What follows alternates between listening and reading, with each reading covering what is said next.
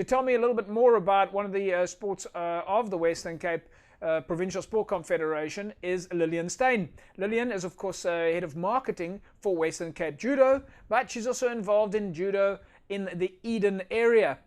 Lilian, we're reaching to you from far away. How are things on your side in the Eden area? Hello, JP. It's going very well, thank you. A little bit frustrating not being able to train or get a hold of the children, but in general, we're all right. Lilian, it's been what now, 7 weeks?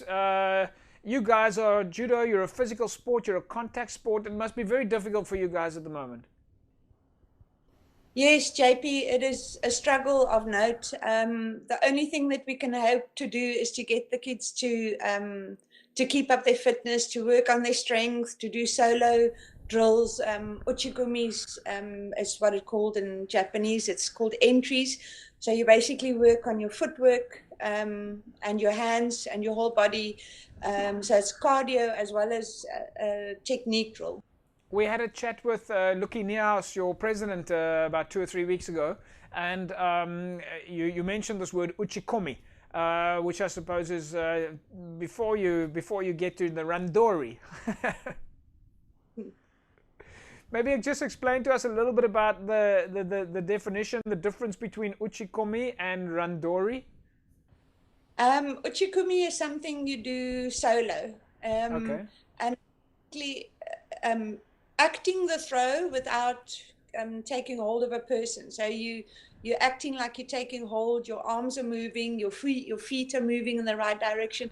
Now, the importance of IchikoMe is you basically drill your feet to go into a certain direction. So when you go into a competition scenario or into a Randori scenario where you're actually physically fighting, and sometimes it can be very nervous and nerve-wracking. So, but if you've done lots of IchikoMes, then your head doesn't need to think anymore. Your body already knows where to go, and that's the advantage of doing lots of IchikoMes. And also, but the most important part is when you're doing IchikoMes is not to do your drills incorrectly, because then when you get to a competition or a Randori situation, you're going to do your entries wrong. So the IchikoMes are actually very, very important. So you don't have the physical touch, you don't have the throwing or anything like that, but you are teaching your body how to move. Okay, so Lilian, one of the things that Luki was telling us is that the method that many of the athletes are using at the moment is maybe with a old rubber band, like an old bicycle tube. Yes, that's the cheapest way to do it. Although the bicycle band it's a little bit too rigid. Right. We found the other day I went past a rubber shop, and I found elastic similar to the stuff that they're using for bungee jumping. That cord that's strong to not to break when you pull at it. So yeah, there's all sorts of different ways and means that you can go. You can, if you want to go the expensive route at the shops like Game, you can buy those training elastics. But yes, I mean, where there's a will, there's a way. Talking you about, can even do it, but it's just not going to move. Yeah. Talking about, well, where there's a will, there's a way. You guys generally judos. You're obviously practicing on a tatami, on a mat, and this mat is made up of different foam pieces. And these mats are quite expensive. I've been told on a few occasions that you in person go and source offcuts of foam so that you can make mats for the kids. Now, you know what? I inherited a couple of mats that I stick in my golf, and it takes up, it's amazing how much mats you can fit into a back of a golf. And I travel that through to the farming communities and to my classes outside of George. I need to ask you about that. You mentioned the farming communities. You're very active with in the neighborhoods in George and the farming communities. Tell us about some of the challenges that you've got at the moment. We know that it's difficult at the moment to get out there, to travel. You've got kids in difficult to reach spaces. Just tell us about some of your challenges.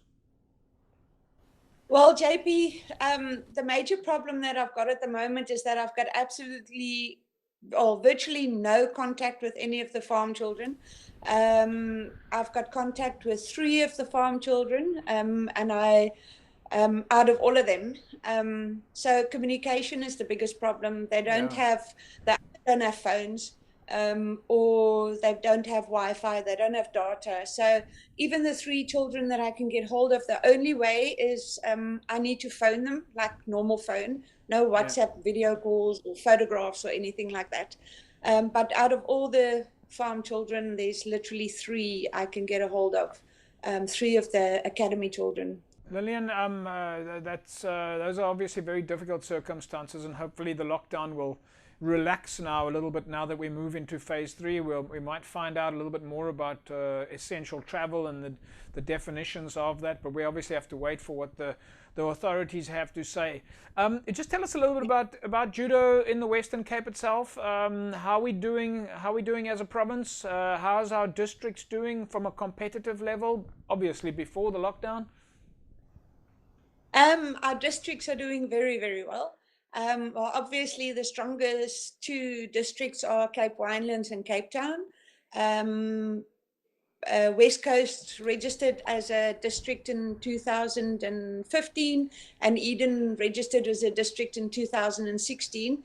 But as a combined group, we're really, really doing well and a force to be reckoned with on the national scene. We're lucky to have very, very good coaches in the Western Cape district. Lilian, any big events that would have come up during the year, coming up, obviously depending on lockdown? Yeah, the big events that was going to come up was the Commonwealth Championships that was supposed to be held in December in Port Elizabeth, but that has unfortunately been cancelled. Very, very sad. Yeah. As I know I can only speak from the Eden side, but the kids have been working really hard. We've been traveling all over the country to make sure that they get the best possible national experience in order to qualify the South African team, but now cancelled. Yeah, it's very sad. From an Olympics point of view, have we got any? Again, Olympics also postponed. Do we have any athletes from South Africa that have qualified or will or could qualify for the Olympics? Yeah, there's two girls actually, but they're both from the Gauteng area. The one is Jonelle Snyman and the other one's Michaela Witboy. Brilliant judoka, and yes, unfortunately, it's like everything's been put on a bit of a hold. But as far as I know, picking up their fitnesses and their strengths and their IchikoMes and their weight training and everything else. So, yeah, 2 girls. Yeah. Lilian, we're going to leave it at that. We're going to say thank you very much. Hopefully we'll keep speaking to you and find out what's happening with judo in the Western Cape and in the districts and with your athletes. And hopefully the folks that are watching at the moment, maybe they could reach their hands into their pocket and support you guys with some data or sponsorship or anything in that That'll be awesome. effect. Thank you so much for having me, JP. Folks, Lilian Steyn, Head of Marketing for Western Cape Judo, and it certainly sounds like Judo, they're doing the very best to stay active under these very difficult conditions.